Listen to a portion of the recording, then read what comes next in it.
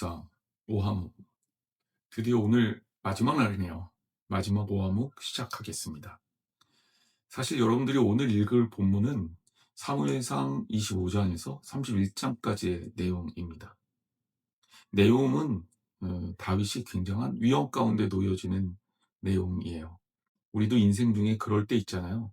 사면초가, 첩첩 산중, 그리고 진퇴양난, 이와 같은 사자성어가 표현하는 그런 위기의 순간이 있을 때가 있습니다. 믿었던 사람한테 배신을 당하고 소중한 것들을 한순간에 다 잃어버리고 심지어 주변을 아무리 돌아봐도 나를 도와줄 사람이 한 명도 보이지 않는 그런 순간 말입니다. 오늘 본문의 다윗이 그러지 않았을까 싶어요. 아말렉의 침공으로 가족을 잃었고 함께 생사를 넘나들었던 부하들은 분노해서 오히려 다윗을 돌로 치려 합니다. 완벽한 고립 가운데 놓여진 다윗. 그 고립의 끝에서 다윗은 어떻게 일어날 수 있었을까요? 말씀을 보겠습니다. 사무엘상 3장 6절 말씀 제가 읽을 건데요. 백성들이 자녀들 때문에 마음이 슬퍼서 다윗을 돌로 치자 하니 다윗이 크게 다급하였으나 그의 하나님 여호와를 힘입고 용기를 얻었더라. 다윗은 일생 동안 그다지 실패해 본 경험이 없는 사람입니다. 심지어 쫓겨다닐 때도 확실하게 그에게는 하나님의 도우심이 있었던 사람입니다. 오늘 본문에도 우리 다윗의 이야기를 보면서 좀 낯선 단어가 있죠. 오늘 본문에 읽다 보면 다윗이 크게 다급하였으나 라는 단어입니다. 이 다급하였으나라는 단어가 이 다윗의 삶을 나타낼 때 그렇게 많이 나오는 단어가 아닙니다. 흔히 볼 수 있는 상황이 아니라는 거죠.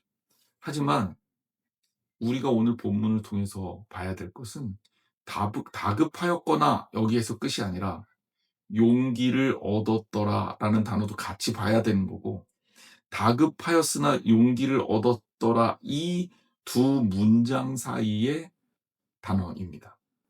여기 이 다급하다라는 단어는 히브리 원어로 보면 단순히 당황한 수준이 아닙니다. 심지어 영혼이 짓눌리는 고통을 말하는 단어기도 해요. 세상적 시각으로 보면 다윗은 끝났죠. 군사도 없고 가족도 없고 리더십도 다 잃었습니다. 그런데 놀랍게도 성경은 그 짧은 다급함의 순간 뒤에 반전을 기록합니다. 다윗은 환경이나 사람의 위로를 구하지 않아요. 그의 시선을 수평적 시선이 아니라 하나님을 바라보는 수직적 시선으로 바꿉니다. 여기 이 다급하였으나와 용기를 얻었더라 사이의 간격에 어떤 단어가 들어있습니까? 그의 하나님 여호와를 힘입어라는 단어가 들어있어요. 즉 다윗의 용기는 그가 만용을 부리거나 감정적 회심을 해서 나타난 변화가 아닙니다. 그냥 인간적으로 낙관해서 나온 고백도 아닙니다. 여기 이 다윗의 회심에는 분명한 이유가 있습니다. 그의 하나님 여호와를 힘입어서 그가 용기를 얻었다. 즉 하나님과의 관계 속에서 솟아오른 하늘의 힘을 말하는 것. 수천 미터 바다 아래에 엄청난 수압이 존재해서 심지어 우리는 그냥 내려갈 수도 없는 그 깊은 심해 속에서도 놀랍게도 생명들이 삽니다. 새로 만든 잠수함도 그 수압이 너무 세서 견디기가 힘든 그 무지무지한 압력 속에 물고기들이요, 뼈가 으스러지지 않고 평안하게 헤엄을 칩니다. 과학자들은 이 부분을 굉장히 신기해했어요.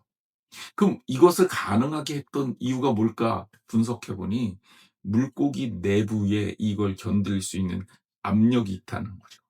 즉 외부에서 누르는 수압만큼 물고기 안에서도 밖으로 밀어내는 힘이 똑같이 작용하고 있더라는 겁니다. 그래서 찌그러지지 않고 이 보잘것없는 생명체 같이 보이지만 이게 버텨내는 겁니다. 다윗도 마찬가지였죠. 밖에는 돌로 치자는 거대한 비난, 그리고 수많은 상실의 수압이 그를 누릅니다.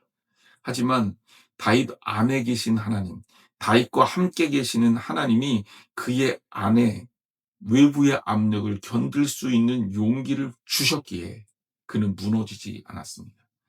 세상의 압력을 이기는 방법, 어려움과 힘듦을 이기는 유일한 길은 내 안에 하나님이 공급하시는 하나님의 의에서 주어진 용기를 채우는 것뿐입니다. 이번 사순절 기간에 우리가 회복해야 될 것들, 여러분, 여러분들이 기도하면서 사순절을 보내셨다면 내 삶에 깜찍한 또 새로운, 그리고 완전히 놀랄 만한 어떤 반전을 기대하실지도 모르겠습니다. 환경이 바뀔 수도 있습니다. 하지만 저는 여러분들에게 환경이 바뀌는 것보다 더 중요한 이야기를 좀 하고 싶어요. 바로 그것은 하나님과의 관계가 깊어지는 것입니다.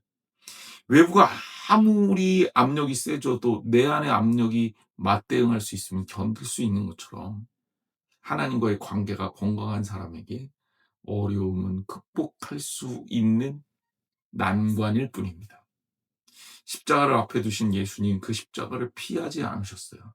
제자들도 예수님 곁을 떠나셨습니다.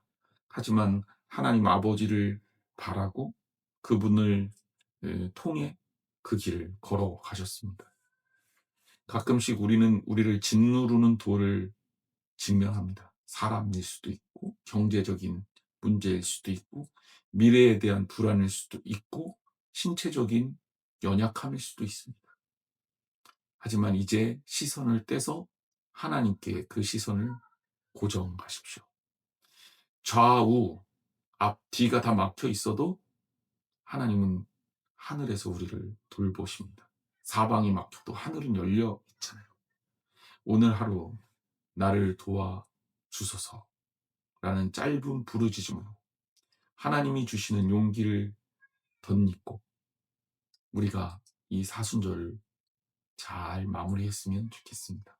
그리고 오늘 하루 묵상, 매일의 묵상이 교회에선 더 이상 제공되지 않더라도 여러분 삶에서 매일매일 지속되기를 주님의 이름으로 축복합니다.